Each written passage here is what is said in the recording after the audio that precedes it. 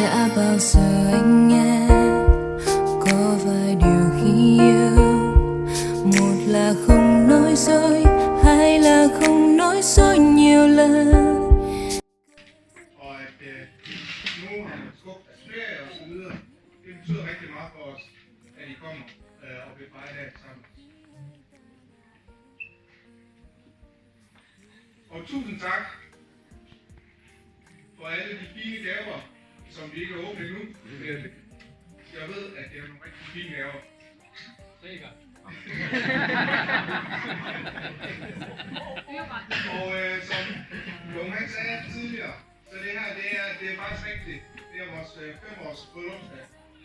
Vi blev gift i Smug for 5 år siden på Rådhuset i Randers. Randers er jo fordi, det er jo ikke over tid. Så måtte vi nøjes med Randers.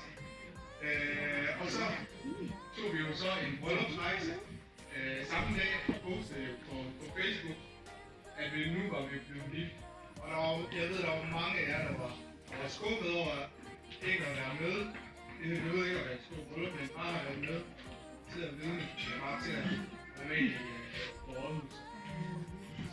Så det her, det er også for jeres skyld.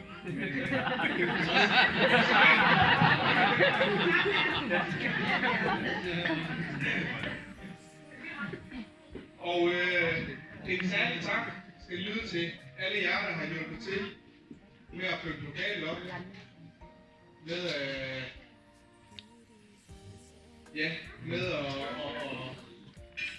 Med alt før det her bryllup, fordi uden jer, så havde det her ikke lykkes for os. Så tusind tak. Og tusind tak til drengene, der har givet mig en uforglemmelig bolleaften. Det var godt nok hårdt, fordi det var oven i husrenoveringen. Så tak fordi I alligevel tog mig med. Og undskyld, at jeg gik koldt op til, jeg ved ikke hvor mange gange. Så tak for det. Og tusind tak til min toastmaster, Jon. Fordi han ville være min toastmaster, han var godt nok nervøs. Han var meget nervøs. Og han foreslog flere gange, og han er ikke en anden en. Han er ikke en anden en, der er bedre. Så sagde jeg, nej, jeg tror, du er den bedste. Så Jon, jeg synes, du gør det rigtig godt. Og gør det rigtig godt indtil videre. Så næste gang, hvis jeg skal gifte, så er jeg sikker på, at du bliver min toastmaster igen. Men det sker ikke. Hvis jeg vidste.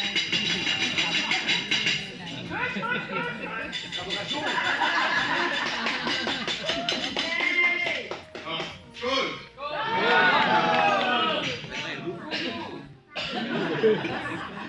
Den er god jul. Og så vil jeg gerne lige sige en lille tak til mine forældre. Den bliver jo lige først på dansk, så kommer du i mest af. Tak til mor og far, fordi I har sat mig i verden. Og tusind tak, fordi I har taget mig der ind som en del af familien. Og tak for alt det, I har gjort for mig og min familie. Og I betyder utrolig meget for os. Jeg elsker jer, mor og far.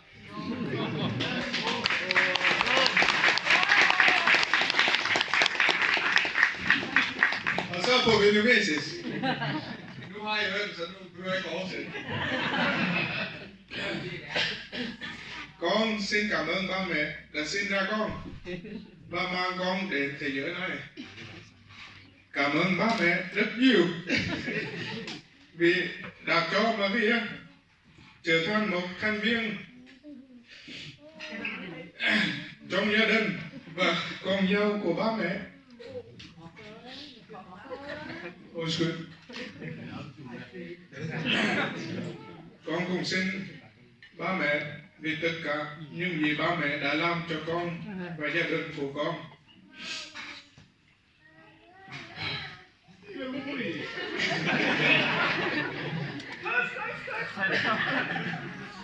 Ej, ba mẹ để với chúng con là những người quan trọng trong cuộc sống của gia đình chúng con. Con thương yêu ba mẹ nhiều lắm.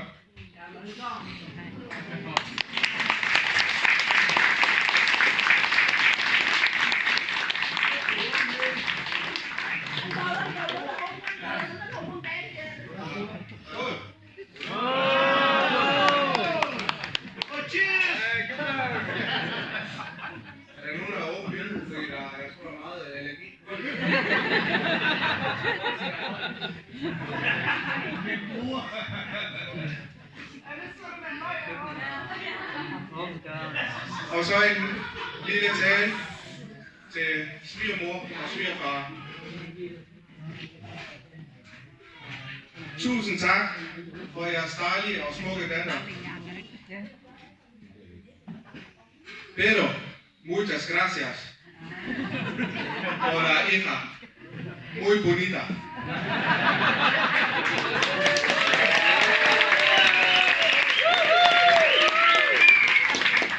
Og tusind tak, fordi I har været der og taget meget godt ind i jeres familie siden dag 1. Jeg har altid følt mig velkommen hos jer.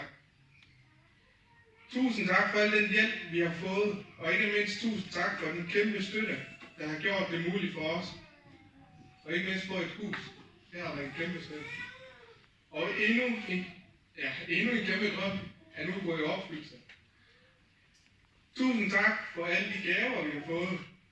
Det betyder rigtig meget for os. Tusind tak. Jeg elsker jer.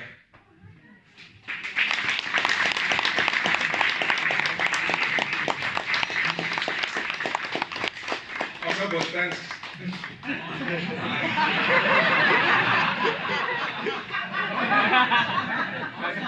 Gracias. Gracias, Pedro. Muchas gracias.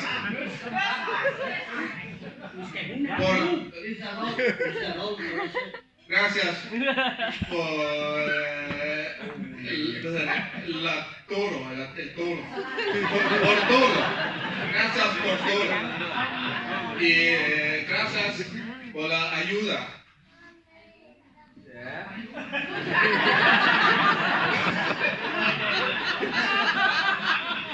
I suggest you practice a little Spanish.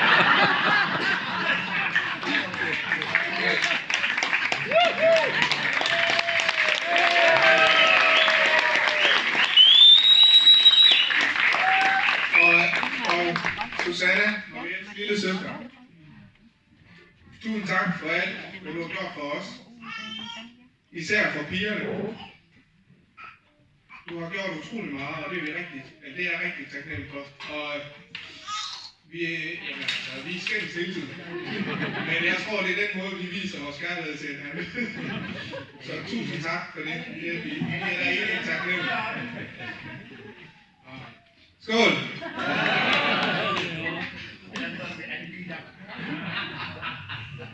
Jeg tror, at græsbonden er græs. Og så en lille tale til min dejlige hustru. Hvor lang tid har du? Okay.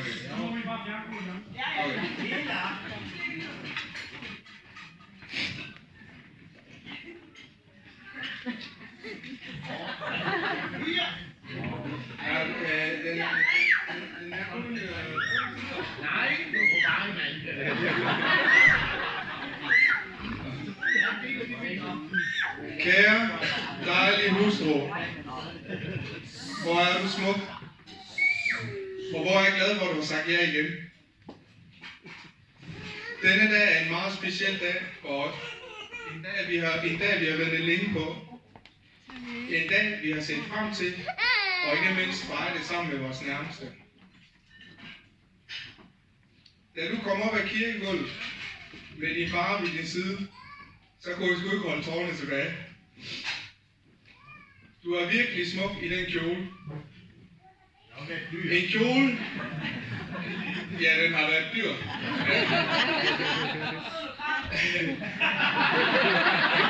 Det var ikke på grund af kjolen, jeg græd. En kjole, eller...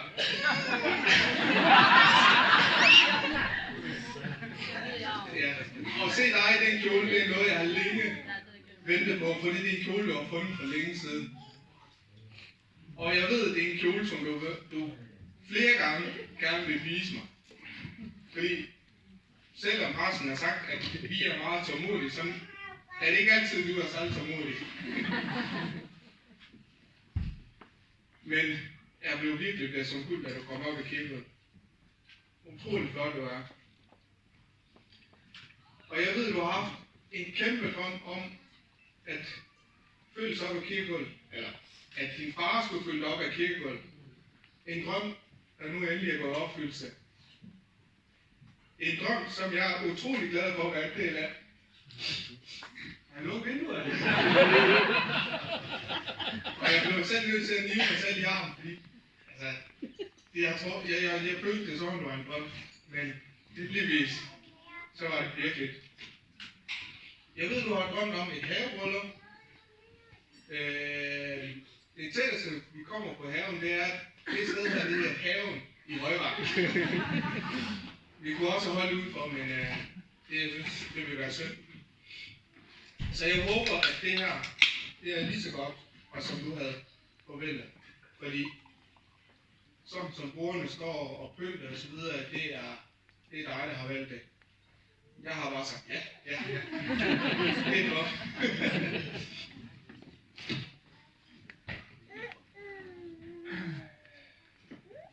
Skål.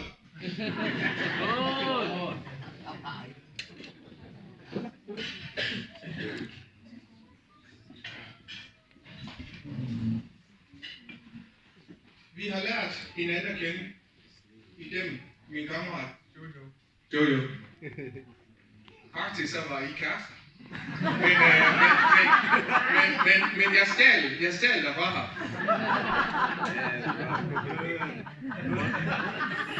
Det lød bedre sådan der.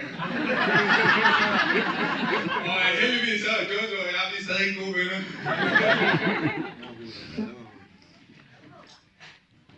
Jamen altså, han lånte, det der skete, der var, at han lånte min computer, tilføjede Maria, og så skrev jeg med Maria.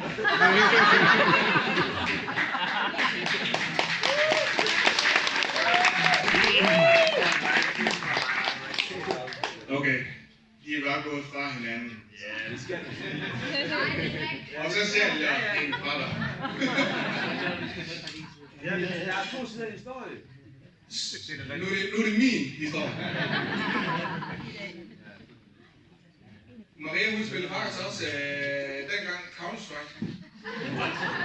Ja, det gør hun, og vi spillede faktisk mod hinanden, før vi blev kærester. Men det er også takket være en veninde, som gerne ville mødes med Maria. Og så inviterede jeg mig selv.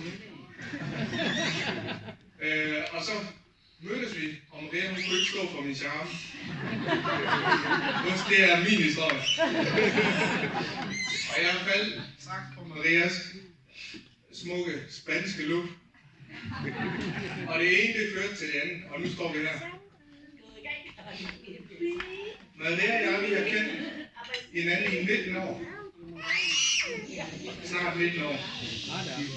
Det er rigtig lang tid. Jeg ved ikke, hvordan hun har gjort noget. Men når man har det godt sammen, så går tiden. Vi har selvfølgelig haft vores op- og nedture, men jeg synes alligevel, vi har gjort det meget godt. Vi har taget nogle beslutninger, som har været dumme, men beslutninger, vi har lært at finde ud af. I starten, der var Maria og jeg fastforelsket. Det er vi stadigvæk nu. Og altså, jeg boede nærmest hjemme ved Maria. Hver gang vi var sammen, så skulle jeg bare hjem, inden Marias mor kom hjem fra arbejde. Og nogle gange så lød det som, vi fandt i kraven. Og andre gange, så blev jeg nødt til at gemme mig nede i opgangen, indtil Marias mor kom hjem, så kunne jeg snige mig ud.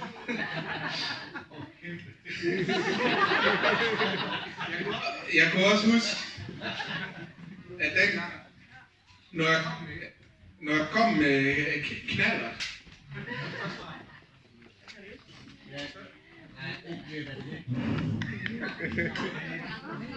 hallo? At når jeg kom med knaller, så skulle jeg slukke den en halv kilometer før jeg nåede hjem til Maria. Fordi Maria hun ville ikke have, at hendes forældre skulle vide, at jeg var sådan en type. Og det, ja, så det var lige før jeg bare kunne trække den hjem til dig. Vi boede forresten ikke for ret langt. Jeg tror, vi boede en kilometer fra hinanden. Og det kommer. Så jeg nåede lige at tænde den, og skulle have slukke den. Så på det tidspunkt, så havde jeg faktisk 2 hjemme. Derefter, så flyttede... Ja. Hallo? Jeg får lidt lyd. Hallo? Ja.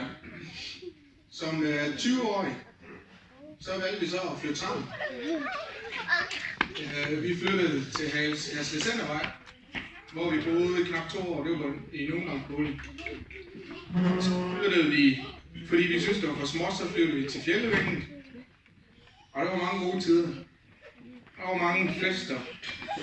Fester og ballade. Ingen forpligtelser. Og så skete der det, at Maria hun blev gravid. Ikke som 20-årig, men nogle år efter. Altså, det var ikke helt planlagt. Det var ikke planlagt. Men fordi vi havde været sammen så længe, og vi kendte hinanden så godt, så tænkte vi på, at det her, det er skæbne. Og vi har ikke fortrudt det siden. Det var fantastisk, det skete. Desværre, 2 uger før du fødte Maja, så døde din mormor. Men er det ikke det, man siger, at når en stjerne slukkes, så tændes der et nyt? Eller om jeg... Ja. Der er nogen, der er blevet fed og lavet liv for en anden kan. Er det så? I forstår? Maja, hun blev født. 2 uger efter. Din mormor døde. Det var hårdt. Det var en hård tid. Men heldigvis så havde vi Maja. Så det dulmede lidt smerter. Og det er en ubeskrivelig følelse at være forældre. Og så flyttede vi til Sandved, fordi vi tænkte, at Fjellevæggen, det var ikke det rigtige sted. Maria, hun fik en god idé, fordi hendes veninde var flyttet til Sabro. Vi skal flytte til Sabro. Jeg tænkte, det er kraftigt med langt ude på landet. Og jeg tænkte, da vi kørte til Sabro, jeg tænkte, vi kørte. Men ja, altså, hun fik ret, jeg fik fred. Og så kort tid efter, eller et par år efter, så fik vi lærken det. 2 år efter. Det var selvfølgelig planlagt. På det tidspunkt, så var det faktisk ingen af os, der havde færdiggjort en uddannelse. Så vi gør lidt en omvendt rækkefølge efter nogen. Jeg var i gang med en læreruddannelse, men jeg skiftede retning. Du var i gang med sygeplejersken, du skiftede også retning, og 3. gang. Det var nogle hårde tider, både økonomisk, men også, at vi havde begge 2 studier samlet tid med 2 små børn. Men vi havde fleksibiliteten. Men vi kunne selvfølgelig ikke have gjort det uden hjælp fra familien. Nå, skål!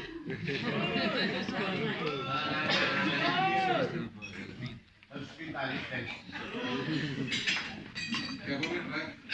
Ja, det skulle Vi kommer jo fra 2 forskellige kulturer og forskellige opdragelser. Og det er også noget, du skulle vende dig til. Du kommer fra en lille familie, og ikke vant til mange mennesker. Og jeg hele tiden har været vant til stor familie, rigtig mange mennesker.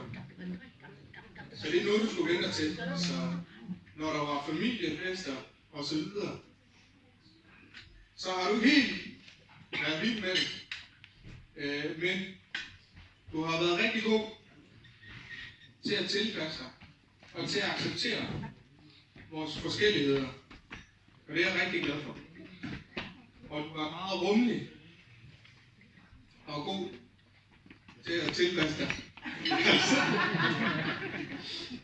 Selvom det har været svært for dig nogle gange, at det skulle have været på den måde. Du skal bare vide, at min familie, min mor, er rigtig stolt af dig, og er rigtig glad for, at du hjælper til derhjemme. Du rydder op efter maden. Du vasker op.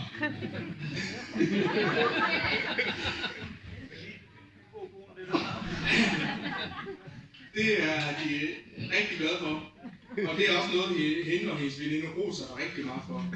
Og fortæller mig, at jeg er meget heldig. Og hvor lykkelig du er. Ja, det er nemlig så.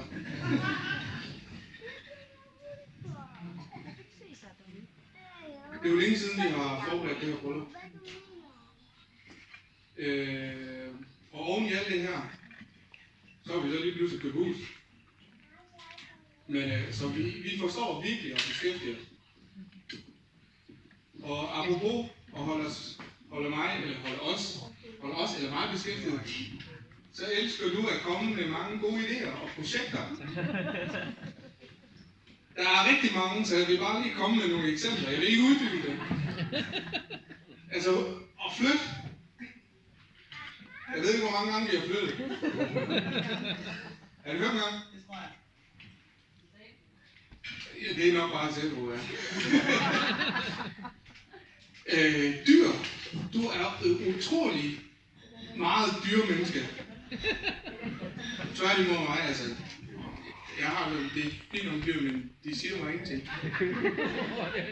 Vi har både haft hund, vi har haft ikke én, men 2 katte, og ikke på samme tid.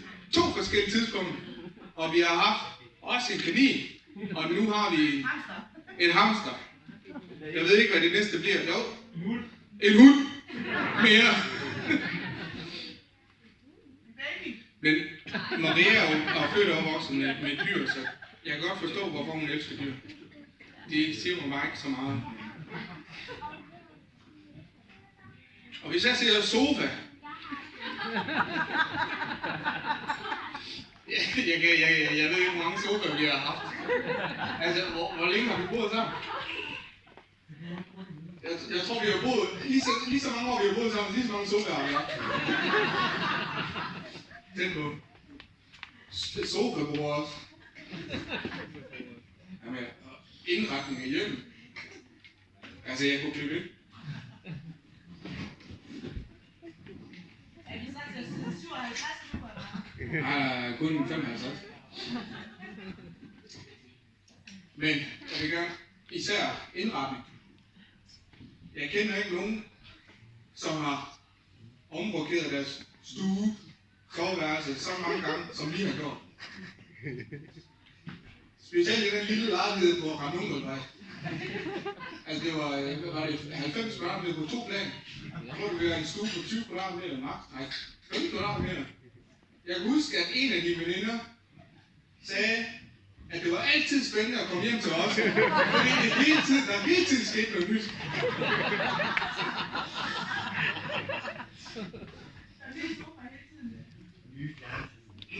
Nej, der er fjernsyn, man har haft længe.